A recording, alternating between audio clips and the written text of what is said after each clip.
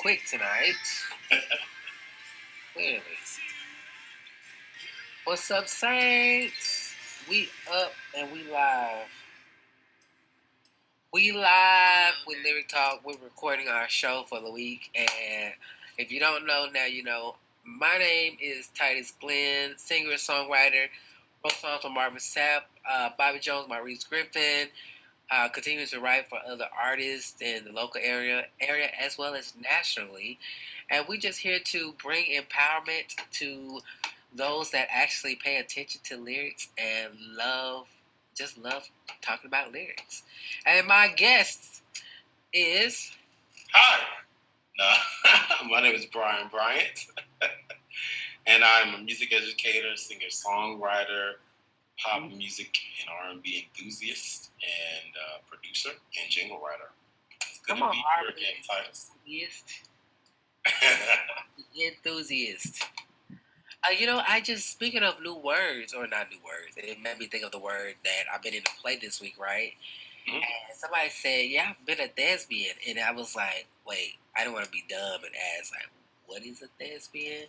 And then in church today, they was like, yeah, thespian's for theater. I said, oh, now it makes sense. I was like, I guess it went, I don't know if I was rhyming, enthusiast, thespians. No, that's not a rhyme, but it's still words and sounds in there that triggered that word. Yeah. Anywho, this is Lyric Talk, and we are here to discuss 3 songs today that we've been kind of conversing between me and Bryant.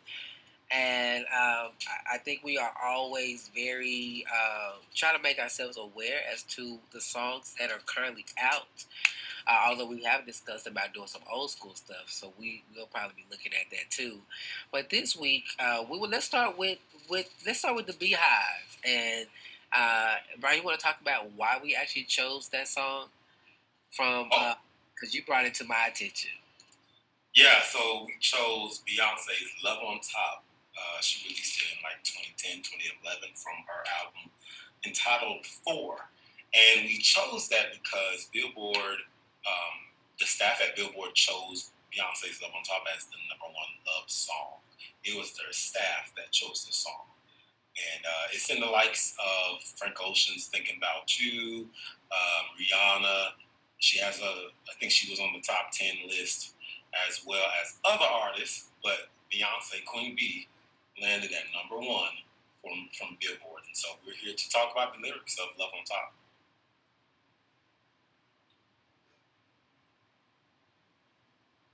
What's up?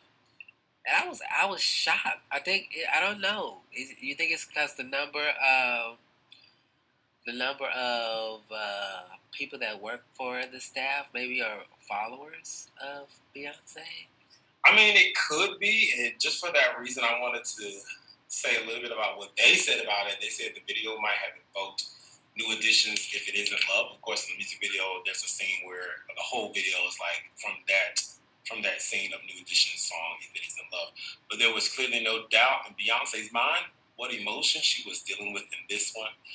Billboard continues to stay blissed out on the verses and practically growling on the chorus. Beyonce's romantic ecstasy on 4 single, "Love on Top," is by louder than all keys and punchy soul horns and contained only by the limits of her vocal range.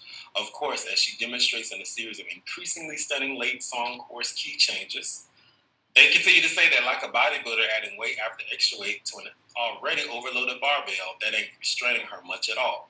And at the end of the song's immediately iconic performance, which I remember at the 2011 MTV Music Awards, when Babe finally couldn't go any higher, she still topped herself one more time by unbuttoning her jacket and confirming that the love she was singing about had officially grown too big for just 2 people. So she then revealed that she was pregnant with Blue Ivy. So that's just a little bit about why, I guess, they decided that "Love on Top" was #1. And I think we're gonna get into the song, but I want to say it's interesting. I have this love-hate relationship with one of my friends about Beyonce. And I was sending them this meme or this conversation that was basically saying that nobody could sing "Love on Top" and that nobody had the range that Beyonce had in this particular song. And I think it's interesting because some people think Beyonce can't even sing.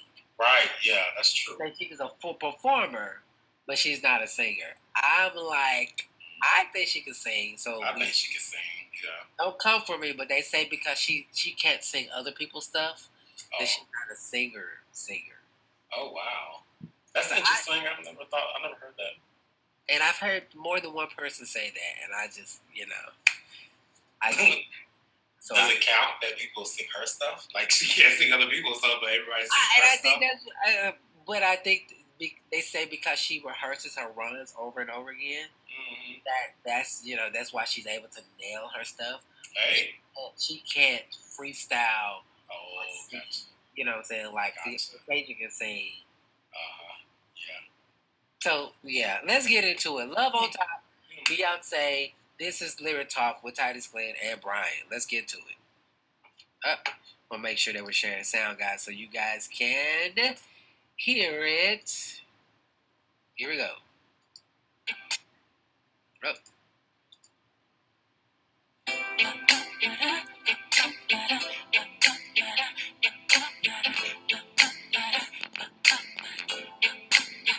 Bring the beat in.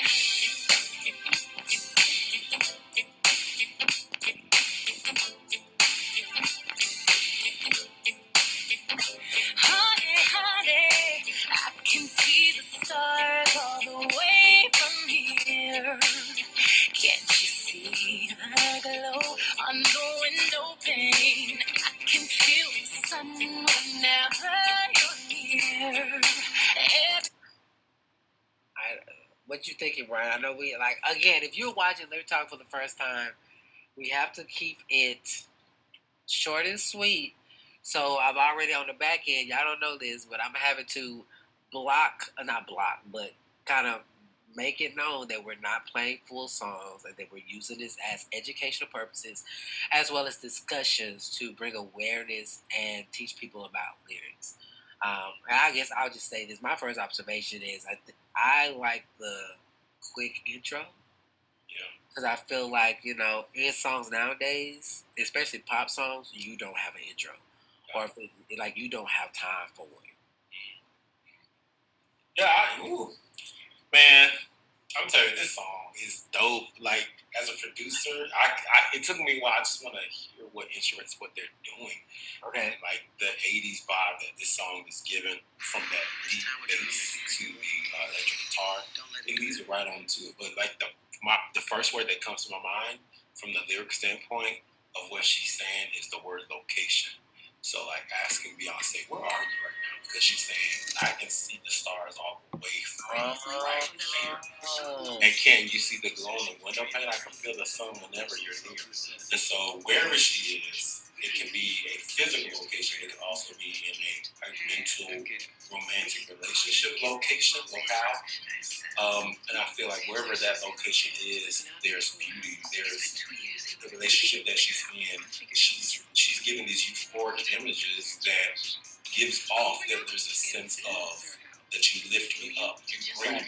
There's positivity in this space. So I like how that's there. And she's speaking to her lover. She's saying, honey, I can see the stars all the way from here. So where are you, Beyonce? Well, I feel like she's, at peace or she's in love with that person that she's talking to. That is very interesting that you brought up that point first, because my mind went this week about writing through a lens. Like, when I went to this songwriting conference, one of the things that they were talking about was different ways of writing. And one of those ways is figuring out what lens are you writing through. Like, if you were in the eye of a hurricane, how would that song sound? You know what I'm saying? Or if you were on your bed looking up at the ceiling, what words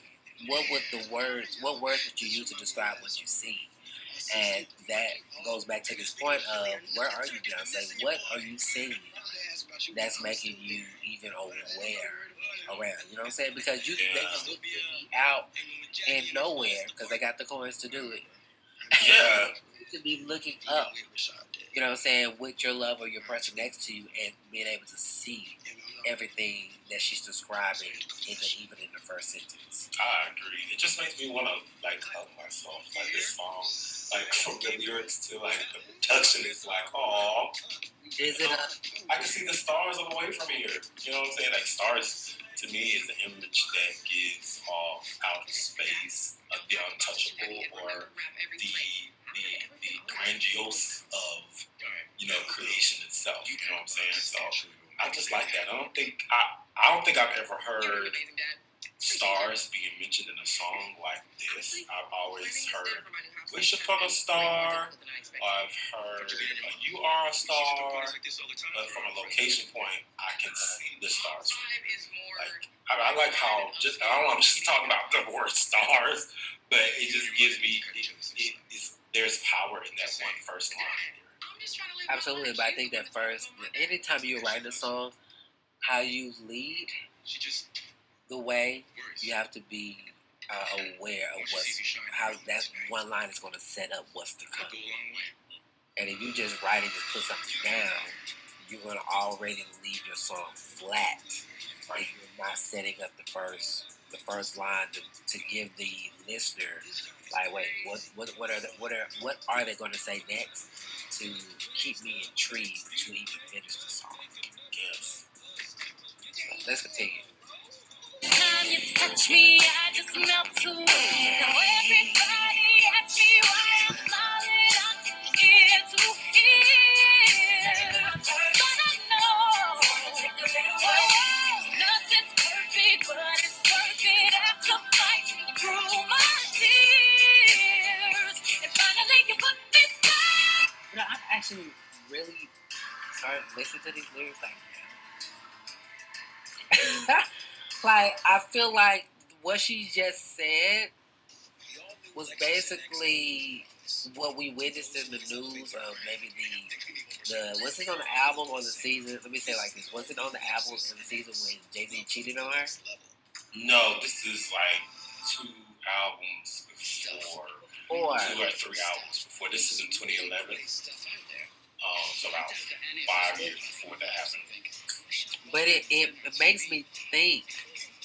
Let me see if I can go back. It makes me think that something was going on. And she's talking to him because look at this line. It says, what? Now everybody asks me why I'm smiling out from ear to ear. And then in the background they're saying, they say love hurts. But I know it's going to take a little work. So even indicating that there's a pain there, you know what I'm saying? But it's going to take work. And then she turns around and says, nothing's perfect, but it's worth it. You know what I'm saying? And after fighting through my tears, so she's setting up this storyline to say, I've been hurt, but I'm willing to put up a fight. And then, then she closes it and said, because finally you put me first. So it's almost like this awareness that, hey, I wasn't at the forefront of your mind, and you done put me through turmoil, but I'm fighting for us. You know what I mean? Yeah, I hear it. Yeah, I see what you're saying too. And I never thought about that because that's a good observation. Like, when we talk about love, I feel like, or sing and write songs about love, and I'm using we as in general, but a lot of pop music, I feel like love can be like this ideal love, or love is shown in a way where I'm heartbroken. But I feel like there's a nuance with love, right? It's like there is love, but then loving somebody, you always risk yourself for hurt, and you're risking yourself, your heart out there. You put your heart out there to care. And so I feel like there's a nuance there that we as songwriters, we either polarize love, or talk about them in a very isolated way. And I feel like whoever wrote this, vis-a-vis Beyonce, and I can look at who wrote it. The writer of this song was The Dream, Shay Taylor, and Beyonce. Okay. So when they wrote this, I feel like they captured the nuance of what love is and what being in love is. And I think you just said it too. It's the good, and it's the bad. Love and pain, sunshine and rain. So that the nuance can capture both emotions in loving someone is very important. I think they did it well. For sure. You just got my mind is thinking, like, just going through this phase of just how you can't disconnect sometimes what you feel from someone. You know what I'm saying? Because a lot of times we want the feeling of what they bring, but we don't want the heartache of what they bring. Yeah. And so she's literally, I'm paying attention to these lyrics. 'Cause I'm like, this writing right here, this is what that is. And maybe that's why they chose this to be number one as well. Because I feel like, of course, they did this list because it was Valentine's week, right? Okay. But I feel like a lot of people, a lot of songwriters, because love is in the air, and lovers are going out enjoying Valentine's Day, that, you know, it's all about the love and the love making and the romance. Absolutely. Sometimes I feel like you're not, everybody's not on those polar opposites. Everyone is not like, I'm either in love or I'm single. Sometimes it's in the middle. And, you know, you're on the way there or you're on the way this way. So it's like, you know, we have to find songs or find the words to express the in between, to express and describe what it feels like to be in love. So, good job, Beyonce and team. Absolutely. Let's continue. Through my tears, and finally you put me first. Baby, it's you. You're the one I love. You're the one I need. You're the only one I see. Come on, baby, it's you. You're the one that gives me all. You're the one I can always call when I need to make everything stop. Finally, you put my love on top. Oh, come on, baby. You put my love on top, top, top, top, top. You put my love on top. Oh, come on, baby. You put my love on top. I'm just saying, I really like the song, but even listening to it in this way, the production of it is like amazing, you know. Because kind of in a way combining old school with the new school. Yeah. Because you already have a song, right? But then I say that it's the production of the song that brings it here. You know what I'm saying? Right. Here. The song in itself, it just kind of it starts here, but then that production lifts it up to a different platform.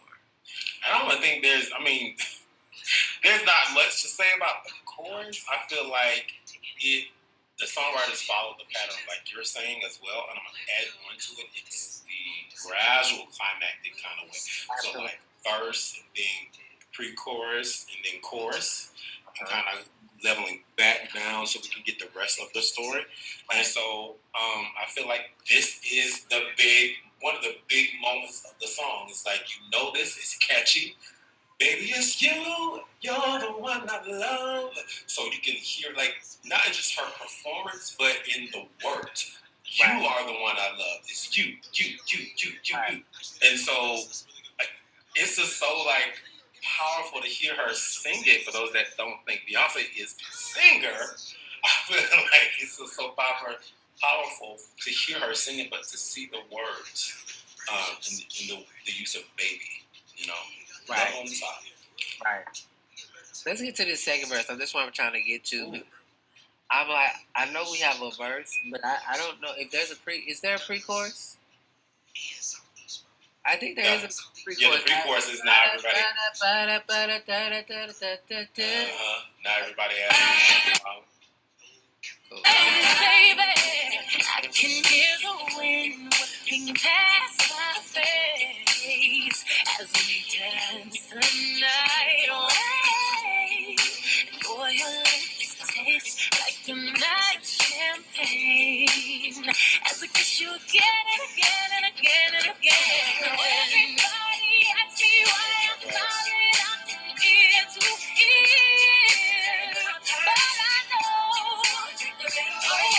nothing perfect, but it's worth it after fighting through my tears. So yeah, we have that chorus. We have that pre-chorus. I mean, we have the verse, then we have the pre-chorus, and then we have the chorus. What you think, I don't know what to say, man. Oh. Like this song, verse 2, the use of figurative language. Listen, I'm an educator. The same thing. Okay, so you can taste the lips like champagne. You can feel the wind. You can actually feel it. You know, you can feel. I'm not even in love. I'm not even in a relationship. Right. I can feel the wind past my face, and I can imagine her dancing with whomever, Jay-Z, or I can imagine myself dancing with whomever, and the lips tasting like champagne. I can kiss you again and again and again and again, and it's just so, it's so descriptive. It is so visual. They're using all of the five senses: what you're seeing, what you taste, what you feel. And that's what love is, you know. What is love if I can't feel you, if I can't taste you, if I can't touch you? And they capture that in verse 2. Absolutely, that was the first thing I was thinking about. Was like this imagery of what they're paying, the whipping past my face, like you said again, echoing what you said, like a night of champagne. Then the repetition again and again and again and again to really let the mind not only wander, plan itself in a picture of what this relationship is. And let's compare and contrast, because I agree with you, Titus, and compare and contrast verse 1 and verse 2. So I feel like verse 1, it starts off with this feeling of euphoric, of lifting up, of building me up. And in verse 2, I feel like it's a little bit more personal. It gets, we still see the imagery, but we see the one-on-one imagery. Like what's the chemistry between Beyonce and her lover? But in verse 1, we see the chemistry that's there, but what causes, this is the lover loving on Beyonce and what the impact it has on her. But in verse 2, we see the actual, like, the bursting of flames between the two. So, but then we have still the same pre-chorus, and it's almost like she's still reflecting back on, you know, this is why I am smiling. People ask me that. You know, people are going to always be in your business. When they see you smiling a certain way, they always ask, oh, God, you're glowing. You're glowing. Why are you glowing? And so just having that little kind of like, what's the word when the photographers are outside? Just having people in your business that ask and wanted to know this feeling of love. I think you can't talk about romance without talking about people and how they feel or see you in love. And just that one snippet, you know, gives us that sense of community and the people, her friends, who are asking this about her relationship that she's in. Right. Yeah, that's what's up. I totally agree. Like, but that speaks to what we've talked about before, is how your second verse has to come up to be a more intense phrasing or more of an intense feeling, because your song should go like this, right? And then of course it'll go down at the end. But if it goes up and it goes, your second verse is down, then your listener won't be intrigued to stay and finish the journey of what you're creating. Yes, sir. So guys, you know this song, but I do want to point out that this song structure is almost like, to me, it can be a church song, right? Because it has that vamp, because she pretty much repeats that chorus, and it's not really a bridge. It's more so, we're gonna tag this line, and we're gonna make sure you know this chorus by changing of the keys and then changing of another key, so that the song doesn't get old. And I think that's a key, a note to take as a songwriter. If your song is simple, leave it simple. You don't have to add any more words, but it's going to go back to your production. Can you modulate the song? Can you demodulate the song? Can you do something that's going to intensify what you're trying to say? Because Beyonce and all the other writers, they already gave us the meat of the song, right? Which is the chorus. But how do you serve that beat over and over again so that it is not stale by the end of the song?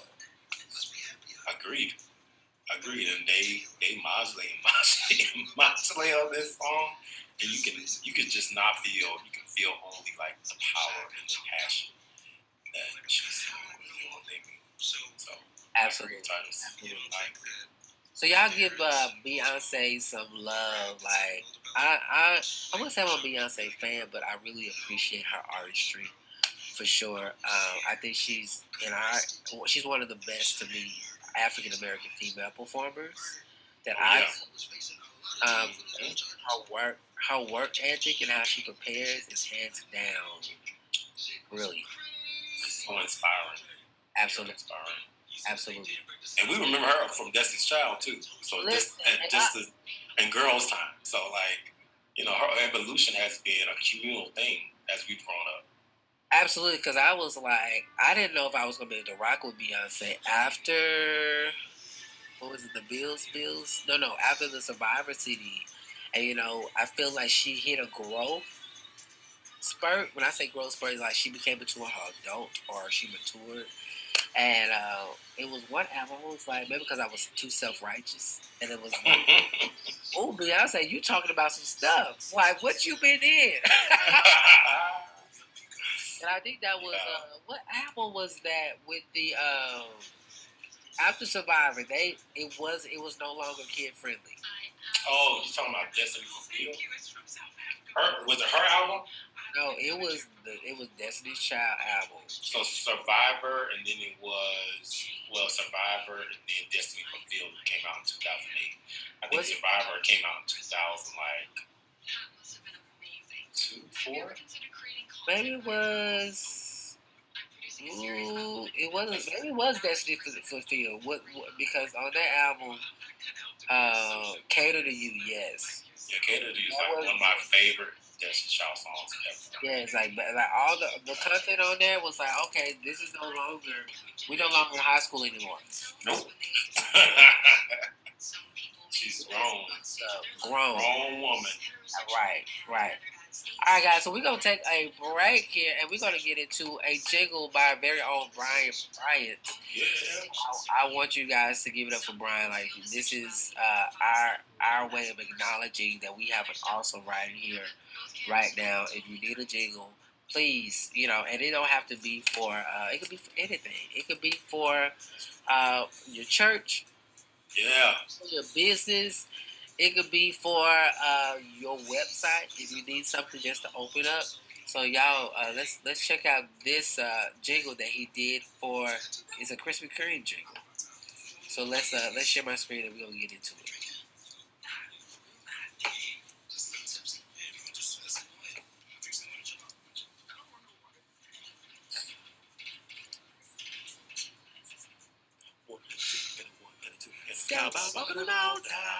We waited oh so long for this day, for Christmas Day. To smell the taste and gotta get a dozen now. Face where I really like some juice. Griffin, Dorothy's dancing shoes. Chocolate ice cream, I'm sure chocolate. Hear the sound, made the heart never burn bright in Harlem. We're based in Harlem now. Raised in Harlem now. I don't know what was going on with me. I think I had a lot of sugar when I.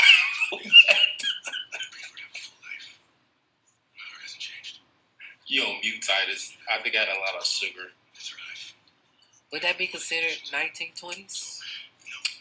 I wrote that in the form of jazz, and so that was my hope that I would portray a jazz kind of band, the Harlem Renaissance, and vocal. So that was a challenge. I don't know how I did that, but yeah. But I like the especially the bass line. I gotta say, Brian, you can really sing. Thank you, Titus. Cool. Oh man, I appreciate Titus. I thank you for your support. Right, for sure. We listen. Yeah. There's more to come. More. Yes, and I'm looking forward to the more. All right, so let's get into our next song. Let's go with Doe. This was a song that I actually saw Jonathan McReynolds post, and if you don't know Jonathan McReynolds by now, shame on you. But and I'm not saying it in a bad way, but just Jonathan McReynolds, to me, his writing is incredible. Hey, incredible. Yes. And he posted something on Instagram today. Was it today? It was today. Because people are like, wait, is Hey You a gospel song? And he's basically like, Doe writes life music. And you know, Jonathan Nelson is all about writing life music. And I appreciate that because everything doesn't always have to have. And I'm becoming okay with that. I think at first I used to cringe to say this, but everything doesn't have to have the name of Jesus for him to be in the song. Or and everything is not about Jesus. You know what I'm saying? I feel like people have made Christianity and so religious that if you don't say certain things, it's like, oh my goodness, but we legit deal with life. And if we don't talk about it,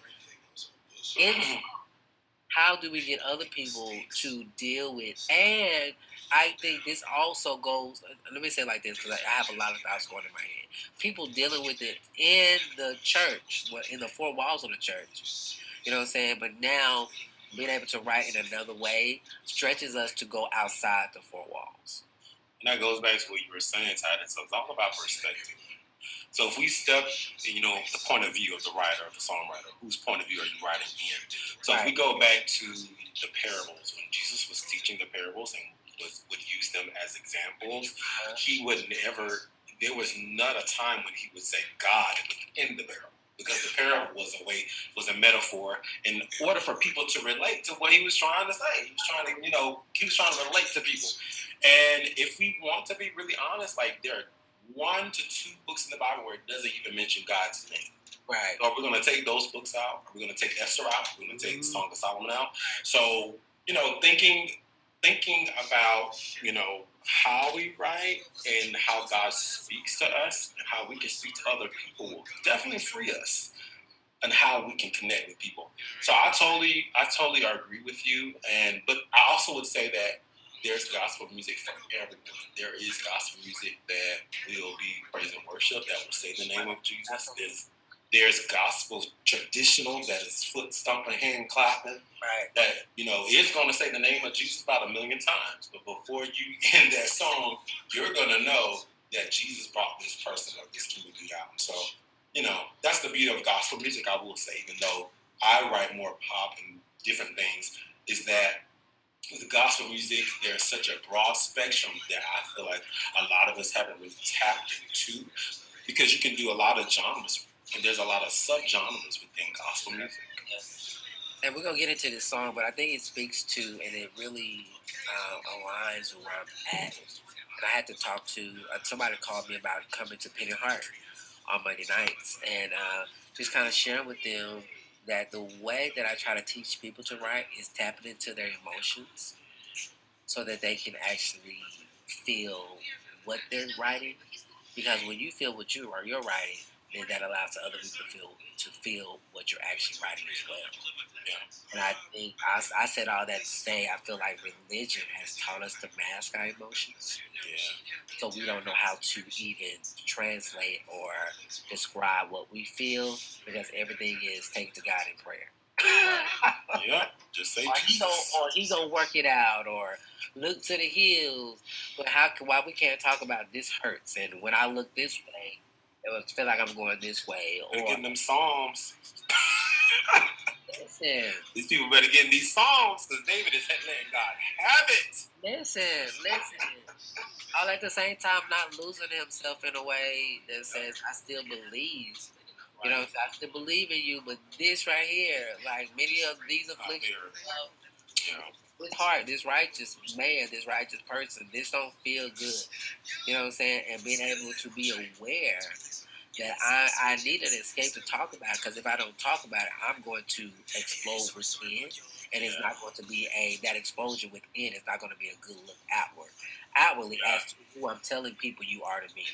You're totally right, Titus. The times are changing for the church in this new generation. Listen. It's not about you shut me up and I can't express myself. No, but now this generation is saying I'm going to say what I want to say. Absolutely. And the way I say it, I don't really care if it's going to hurt your feelings or disrespect, but I got to get it out. Absolutely. So, I'm interested in hearing how Doe and Jonathan McReynolds does that with the continuation of life music to reach people where they are. But I think it's a whole different switch going on. But that's another topic. All right, let's go. I haven't seen those eyes for quite some time. It's been a while. And there's something different in mine too. They've seen so many places, different faces, complications. But there's something still beautiful about you. What you thinking? Is it a gospel song? You know what? I'm going to be the secular person, like I'm supposed to be on this. Please be the secular person because I'm not. To me, I don't care. I don't care if this is gospel, if it sounds gospel or not. I know people will probably put it as far as categorization. Of course, we've got to categorize our music, but there are a lot of artists where we're just genre bending. We're genre bending. We're dipping into different pots, and it's like, wait, what genre is this? What genre is this? I don't want you to know what genre it is. I just wanted to touch you. So that's my response to your question. Is this gospel music? And as far as the gospel is concerned, I feel that it can be gospel music because of the way that this verse has started off. In that, the gospel is the good news. Good news about what? It's the good news in a time in which the Israelites hadn't heard from God in over 400 years. And so when you talk about speaking to people in their hurt and in their pain and to where they are, that's the gospel. Is that you're meeting them, you're giving them good news and hope. And that hope is rooted in Jesus Christ and what I believe. And you're bringing them to a place where they feel better, they feel edified. They know that there's been a presence. They may not be able to name the presence, but they know that, you came and you listened to me and you acknowledged me. And that's what the two words of this song, the first two words, it's an acknowledgement of who somebody is. Hey, you. And I think that we go on and on and on throughout our days not acknowledging people for who they are. Right. We want to acknowledge people and kind of bypass them and say, how you doing today? I'm blessed and highly favored. But are we really acknowledging where people are and how people are feeling? And she does that by saying, hey, you, I haven't seen those eyes for quite some time. It's been a while and there's something different in mine too. They've seen so many places, different faces, complications, but there's something still beautiful about you. Listen, I think I'm with you, Brian. It doesn't have to be a gospel song, but this to me, this is a song that says, hey, I'm missing the person or the relationship that we had, and I'm trying to figure out where it is, and it's good to see you. Basically, what it's saying, it's good to see you. Like, I've been doing my thing, you've been doing your thing, but here, it's taking me back to that moment to where we used to be. Yeah. You know what I mean? Right. And there's something still. Okay, go ahead. Sorry. No, go ahead. No, I just like that last line. Is like she's saying, but there's something still beautiful about you. In spite of everything we've been through, and all these places we've been, different places, spaces, like you're still beautiful. There's something there that's still beautiful. I think that's going back to the love on top. Yep. And it might not be, it hurts, but it could be, this relationship has gotten difficult. It has hit a rough patch, but through it all, when I look at you, I see something beautiful. That sounds like a simple, it could be a friendship. Yeah, and that's what she gets into in the pre-chorus that's coming up. She gets into that. All right, let's rock the pre-chorus. But what happened to the friendship? We were so genuinely ours. Then there was all this tension. We spent more time fighting than being in love. Oh. What do you say about the pre-chorus? I mean, you said it right. Even before, what type of relationship is this? But now we see that as layers. We saw that it was a friendship. Right. That before time there was a genuine ingenuity that was there between the two people. And then something happened where the tension outweighed the love that they had for one another. Right.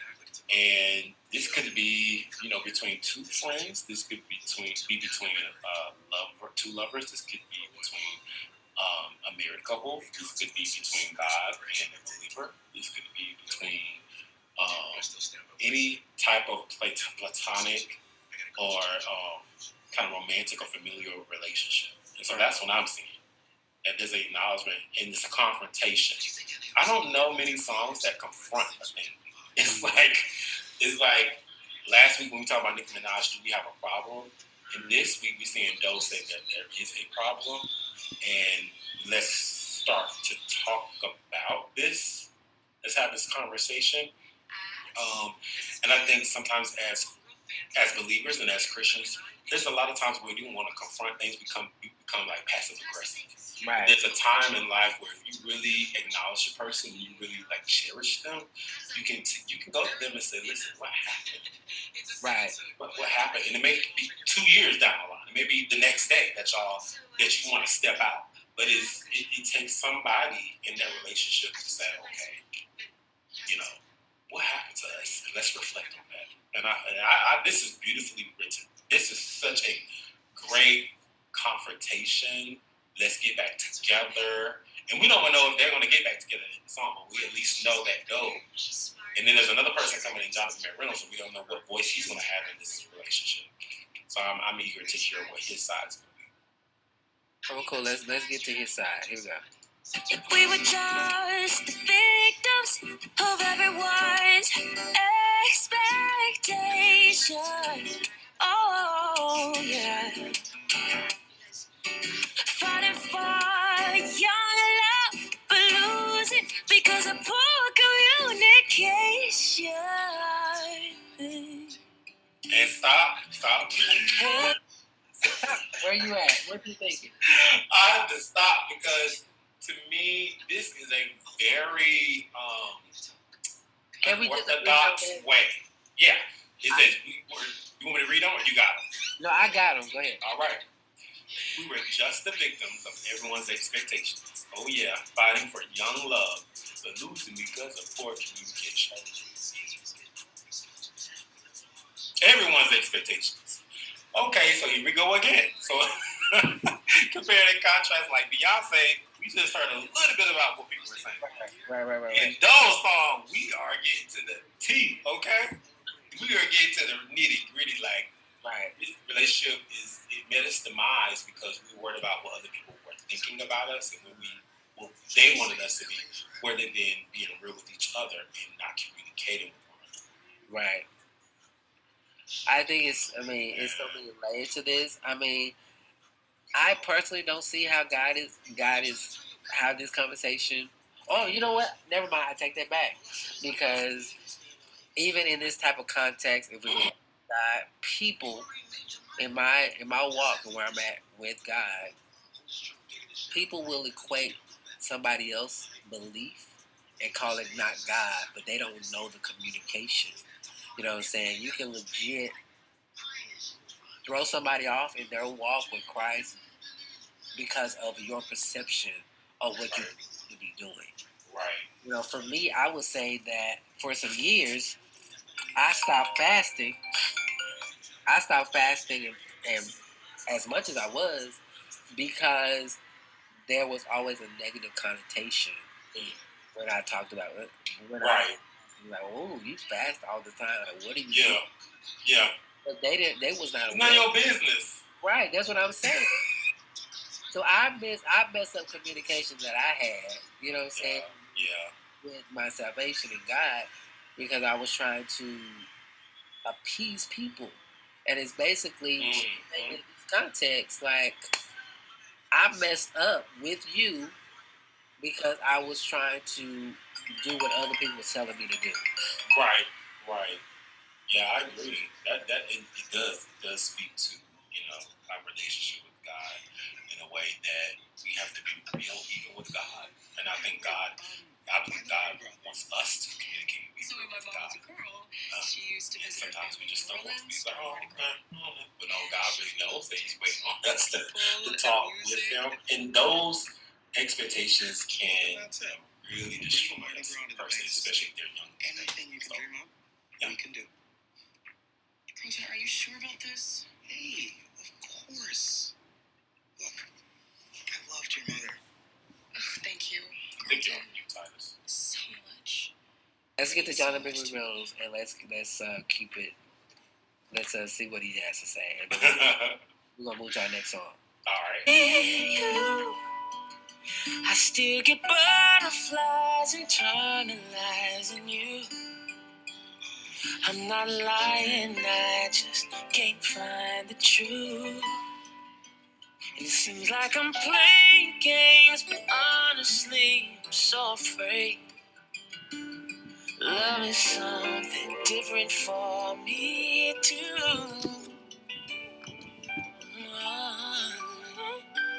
And maybe that hurt the friendship, 'cause we were so...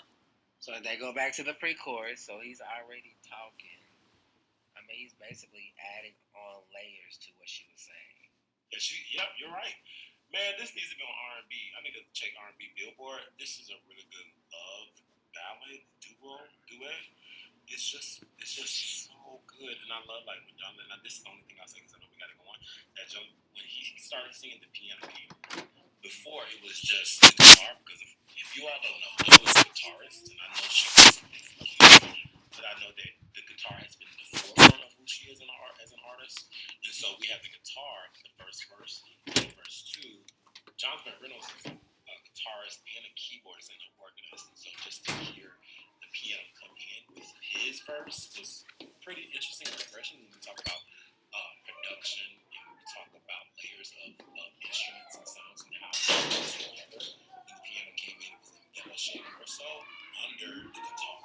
So not only are we having the lyrics, the two vocals having a conversation, we're having the guitar and the piano having a conversation as well. For sure, and that's again that goes to that music production and being able to elevate the song and keep it in this context. You're keeping it simple as well. Not today. So yeah, y'all go check out Hey You. If you're listening to this or when you listen to this, put in the comments what you think about the song. We got one more song. And That's whatever it is, man. We'll go to PJ Morton, My Piece. I would like to say, if I can go real quick, PJ Morton is a Morehouse brother of mine. I do want to say congratulations. I did wear my Morehouse sweatshirt. Okay. Not as for him, but I had it on. I was like, oh, this is perfect timing. So congratulations to PJ Morton on all of your success. He's also a fraternity brother of mine, Family Alpha Symphonia Incorporated, and we pledged together.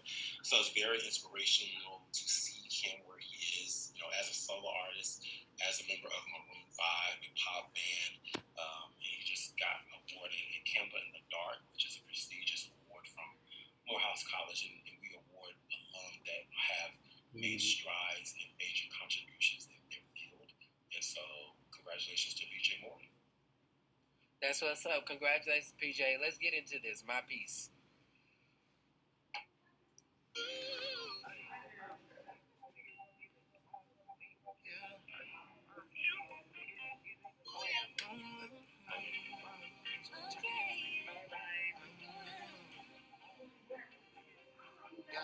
You tricking me now, trying to figure this out. You can blame it on, it's all my fault. But I gotta go, can't take it no more. It don't even matter, I ain't keeping the score. Gotta be all about me, or I'm all about you. If I don't take care of me, I'm no good to you. I can't sacrifice my feelings no more. Gotta be careful who I let that go. I'm changing things around this time.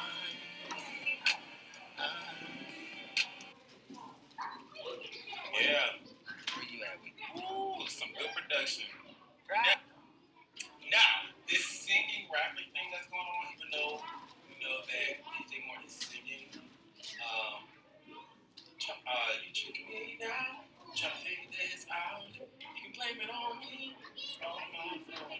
That cadence and that rhythm, that rhythmic motif that's happening there is effective. It gives an old school feel, but it also gives a new school thing. And it's amazing that the lyrics give this sense of self-awareness and self-peace and self-care. That, you can blame it on me. Yeah, it's my fault. But actually, I do care, I don't, and I need to be personal. I definitely think that this is another relationship song, as he's talking about where they are in their relationship, as far as I'm not gonna talk about it no more. Like, you're doing too much, basically. I'm not gonna take it no more. So I'm gonna protect my peace. I got kids coming in. So I'm trying to protect my peace. Give me a second. So it's pretty much like you said, the production of it is definitely spot on, and it's like one of those songs that I feel like they're writing from a place of experience, especially like when you say I, me, and you're painting that picture of where they are in the relationship. Like, you did this, I'm gonna go this way, etc. Alright, let's do 30 more seconds and we're gonna wrap this up. I have to tell you goodbye. 'Cause I'm done.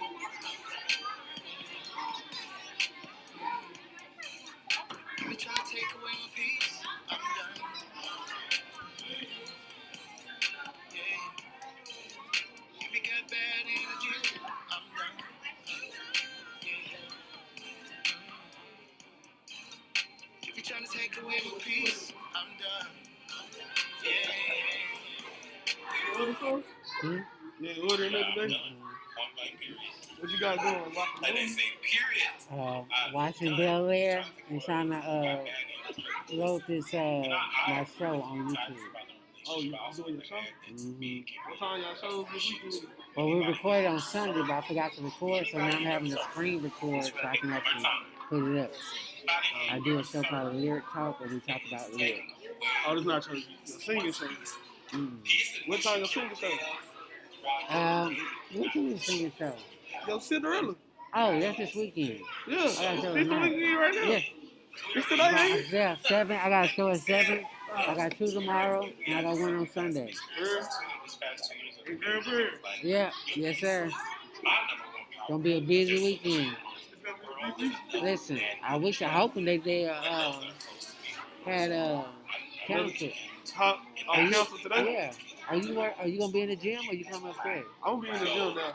Yeah, I'll be in the gym. You can bring them in there if you want. What they gonna be doing? I was gonna be watching the movie, but in first grade, I'm gonna let them play. Or second grade, I'm gonna let them play dodgeball. So they can play beanbag dodgeball and listen to. I might bring them down there. I know we already said that in the song, but still, like, I'm done, and you tell them why you're done. So, but y'all, PJ Morton, y'all go check out his stuff. Make sure that you guys just patronize all his artists. I know y'all already patronize me. Like Joe. But it may not be. What's up? And then just keep in mind as you listen to these songs, everything's still staying in the same format. Chorus, verse, chorus, at least the verse is the same, and then what they do in the bridge or they make the mail, it just really depends on what you feel the song as a writer and what it should be. And it says too that ignorance of the brown children to talk about today and Andre 3000. And I wanted to bring that up because the last two songs we did were duets. So sometimes that one songwriter can write this song for two people, and sometimes both people can write a song for both duet people. And in this case, we have a lot of people writing this song. And I think they have a big duet.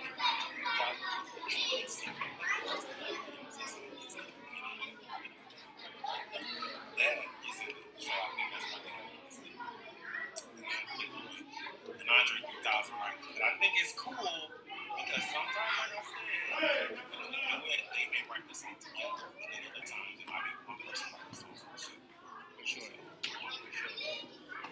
So y'all, that's been our Lit Talk for today. We will go get 3 dope songs. Like, continue to rock with us. If there's songs that you want us to review and talk through, please put in the chat and make sure that you just hit us up because we're ready for it. So, Ryan, did you have any last words before we hop on? Just listen to the lyrics. This was the last week. Black Kids Who Wrote It. We celebrated them. We had Black artists today. Songwriters. We don't look at them bad. Follow me at that King's God. Shut up.